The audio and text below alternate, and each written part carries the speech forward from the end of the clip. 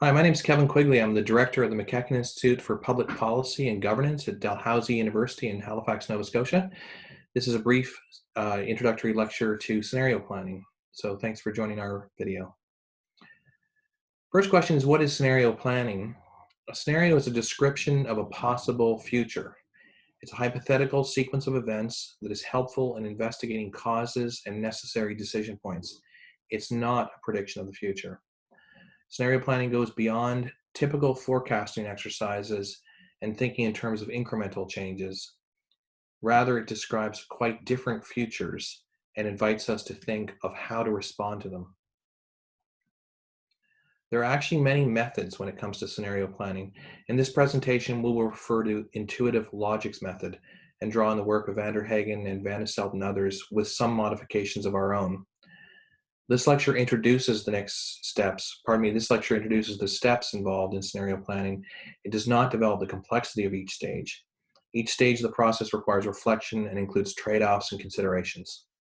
On our website, you will find a full report on scenario planning and a brief user-friendly report for those wishing to use scenario planning processes, techniques, and tools. So why would you do scenario planning? Van der Hagen, one of the key thinkers in this area, starts off by saying the most important question to address by the scenario planner is, why do you do this in the first place?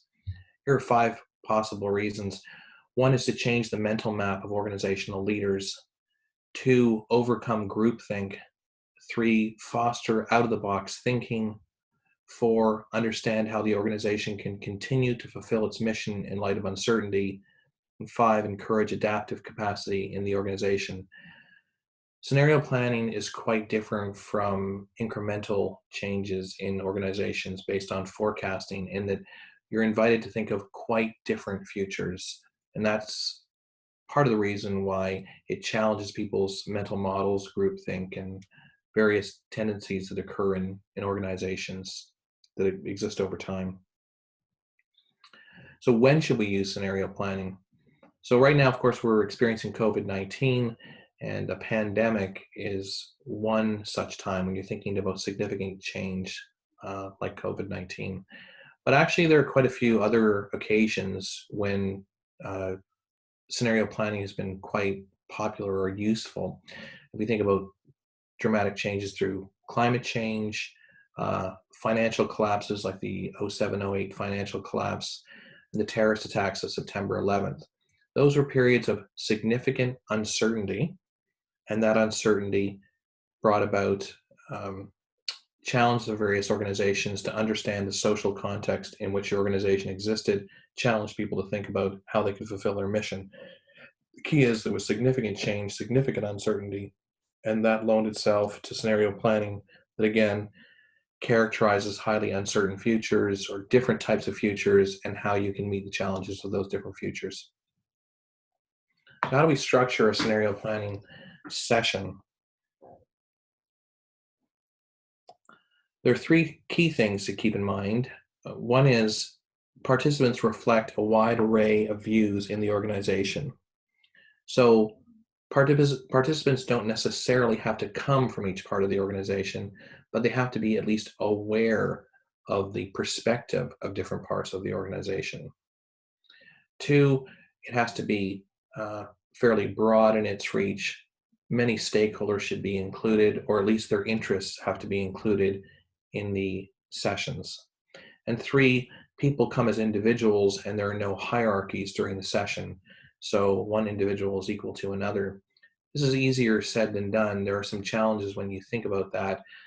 If the boss is in the room, for example, sometimes that can throw off the dynamics of a roundtable discussion that people might want to be seen as agreeing with the boss, etc. So when you have hierarchies at play, that can cause a bit of a challenge. So in that respect, you might want to think about how you organize your sessions in light of the power dynamics and who's in one room at a time or who's involved in various roundtables. A couple other things to think about. It's important also to have creative thinkers in the room. People are prepared to engage in scenario exercises. The purpose of the exercise is to challenge people's imagination to a certain extent and think of things that they hadn't perhaps thought of before. So you really need a willing audience, a willing participant who can think creatively but is prepared to accept those sort of creative parameters in the exercise.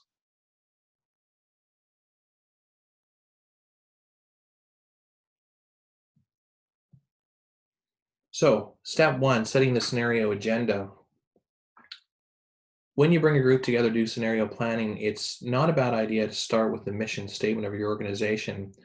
The reason I would say that, and not every um, scenario planning academic would suggest that you start with a mission statement, but I think it's helpful to have some overarching theme, some unifying force to bring you together to solve problems. And if you have a mission statement that is clearly articulated, it's not a bad idea to have something like that in play at the beginning to justify why this group of people would get together and think about the impact that the high uncertainty circumstance has on that mission statement. So it's sort of a unifying statement in a way, a justification for the scenario planning exercise. That said, at the end of the scenario planning exercise, you may wish to go back and revisit your mission statement, but it's not a bad idea to have some sort of mission statement there at the beginning to organize people's thought and give you an overall thrust to what you're trying to accomplish, what you're trying to support. Second key consideration is determining the timeline. Are you thinking about the future in the next 6 months, in the next year, in the next 10 years? Depends a little bit on what the circumstances are, of course. If we think about COVID-19, some organizations are going to be thinking about short-term survival in the next 6 months, and they might want to do some exercises that focus specifically on the next 6-month period. But they may also want to think about the next year or 2 years or 3 years and how this might fundamentally change their sector and how they're going to address those challenges. So there are different ways to do it, but it's important to determine at the outset what particular timeline you're looking at for this particular exercise. You can do several exercises. Some exercises might focus on 6 months, and the same group can focus on an exercise that might last or might focus on 2-3 years out. But it is important to determine that up front. Step three, you should generate a SWOT or PESTEL analysis, so strengths, weaknesses, opportunities, and threats, and political, economic, social, technological, legal, and environmental analysis also. Essentially, just sort of laying the groundwork for the information that you have available and the contextual issues that are in play that you need to take into account when you start this exercise. And you would share that analysis with the participants at the scenario planning exercise. And then the fourth step is to set the context. So setting the context is really about understanding the circumstances in which you find yourself. You might ask yourself some questions like, what are the current circumstances for this organization? And what are the causal factors that have led to the current situation? So this question does not necessarily pertain exclusively to COVID-19. Here we consider status quo operations followed by the causes that have led to the current situation. And then you might get to the question of what caused a step change in the landscape. And at that stage, you might think of what exactly was brought about by COVID-19 or the circumstances of COVID-19. What vulnerabilities did it expose in your organization? So in this question, participants can describe the impact that COVID-19 has had on their organization as well as their key stakeholders. Why is your organization designed the way it is? Whose plan created or restricted the current situation? To understand the future outcomes, it's important to identify the key actors, influencers, and decision makers who've created the current scenarios. What were the motivations behind these actors that created or restricted change in your organization? To reiterate the reason for this step in the scenario planning process, we need to understand the present context before we try to anticipate the future. Step two in scenario planning is determining the driving forces. A driving force is an environmental factor that influences a possible outcome of a critical uncertainty for the organization. So these are concepts over which you may have some control, but you may not control actually, and they will have significant impact in the success of your organization. And so that's why we call them critical uncertainties. They're critical for your organization, but they're highly uncertain. So we might look at things like customers, your ability to travel, your access to natural resources, your ability to trade with different countries, your ability to cross borders, social distancing measures, whether they're in practice or not, how restrictive are they in terms of the work that you do, uh, budget, cash flow, debt, unemployment rate, is it up or down? Do you have access to the appropriate labor? Are you able to access immigrant labor that you might need, or immigration goals that you set for your organization? Housing capacity, cost of energy, access to the US market, value of the Canadian US dollar, government support programs that actually have come about because of COVID-19 in particular. How long will those programs exist, and what impact will that have on your organization? This part of the exercise is a brainstorming exercise where the group articulates various factors, various critical uncertainties that the organization should grapple with, try to understand the consequences of before they move to the next stage. So this is really brainstorming about various concepts, driving forces that influence your business. So the next thing you would do is score each of those factors according to the impact on the business and the uncertainty. And the factors that are determined to be the highest on this grid, for example, the impact uncertainty grid, would be the two that you would work with for your scenario planning exercise. So you sketch 4 scenarios, or you frame the scenarios in this way. Once you've determined one driving force, you think of the driving force as high, low, and the second driving force as high, low as well. So in scenario 1, the driving force is high and driving force 2 is low. In scenario 2, the driving force 1 is high, driving force 2 is also high.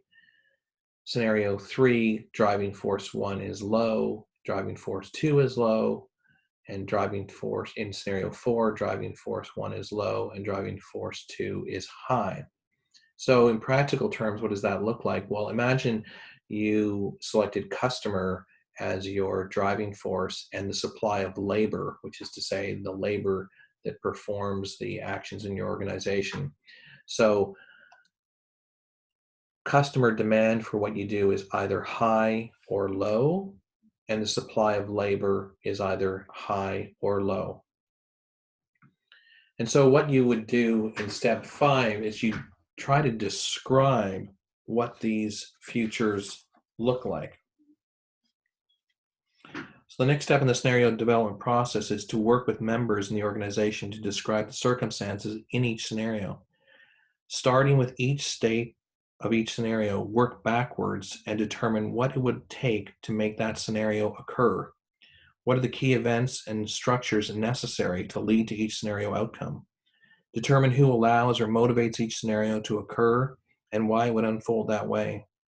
Each scenario should consist of a narrative and an understanding of how that future would unfold. This exercise is process-oriented, and the purpose is to understand the relevant factors that contribute to different potential futures for the organization. The participants in this exercise are meant to bring this knowledge into their future work and policy-making decisions. A scenario is not a prediction of the future, but rather an attempt to understand all the causal factors that impact the organization and how to address them. In this slide, we've tried to identify some key questions that you might think about when developing the scenarios. What does the scenario look like? How did you get to this scenario? What are the underlying causes that led to this? What are the potential critical failures? What are the opportunities? And then finally, you should give each scenario a name that helps you to remember the particular circumstances. So finally, step 6 is policy development. So at this particular stage, the purpose is to develop policies that will allow you to respond to each of those scenarios and all of those scenarios. So if you think, for example, that part of the feature of scenario planning is identifying which variables drive your organization. And in many cases, you have limited control over those driving forces. So if you think of the US dollar, for example, the strength of the US dollar might have a huge impact on how you get your business done. but you have virtually no control over the value of the US dollar. So you're really describing futures over which you have little control. Arguably, you have some control over customer demand, for example, or availability of labor, but still it can be quite constrained during a period of great uncertainty.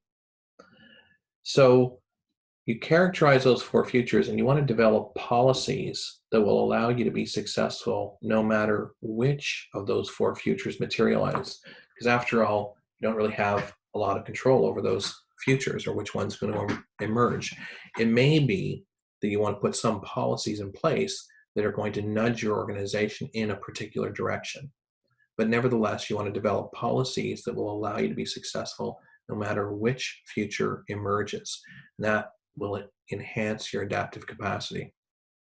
When you think about developing policy, you might want to think about using a cybernetic understanding of control, which is to say, you think about information gathering, standard setting, and behavior modification.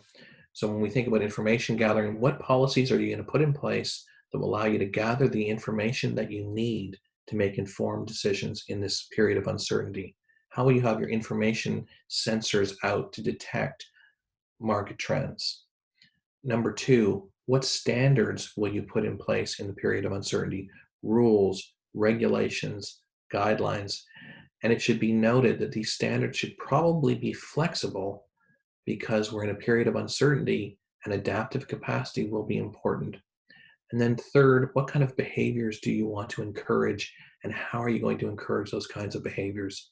Through incentives, through penalties, through training, through culture change, and what is realistic to accomplish in the time frame that you're dealing with. So if you're looking at a sort of 6-month time frame in your scenario planning exercise, culture change might be harder to achieve.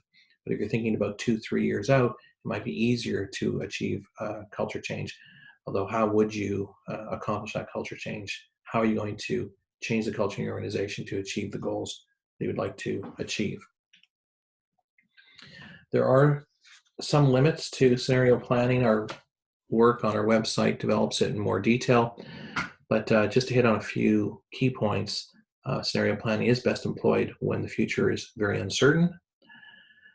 2, it lacks a standardized methodology. The field of scenario planning has a number of different methods. The method we've talked about here is very narrative focused, but there are a number that are based more on forecasting and available data. But there's a number of methods, and our paper describes more of the methods in detail if you'd like to consider other methods. The 2x2 matrix can be described by some as overly simplistic for certain situations. You might think that there are more variables than just the 2 drivers that you've identified. Though in that case, I would suggest that it's also possible to go through various scenario exercises where you use different variables. The other thing is with a 2x2 matrix, what it helps you do is have a conversation about different futures. That's the purpose, to have conversations about what the future might look like and how to adapt. So insofar as the exercise allows you to have conversations, narratives, identify causes, and then address some of the vulnerabilities that come about because of those causes, then it can be considered a success. So I'm not sure the 2x2 matrix is going to capture all of the organizational complexity, but I think it can allow you to have some important conversations. Fourth, some scenario planners have avoided including politics in the exercise, saying that political decisions really have to be left to a political realm, and they didn't want to politicize the exercise. That's a decision that you can take, but some have noted that it's perhaps a little unrealistic because politics does play in these decisions that revolve around scenarios. So actually thinking about different political scenarios and different political decisions is a viable way to think about scenario planning. There's more material available for you on our website about scenario planning. We hope this has been a useful introduction to the concept for you. Thanks so much.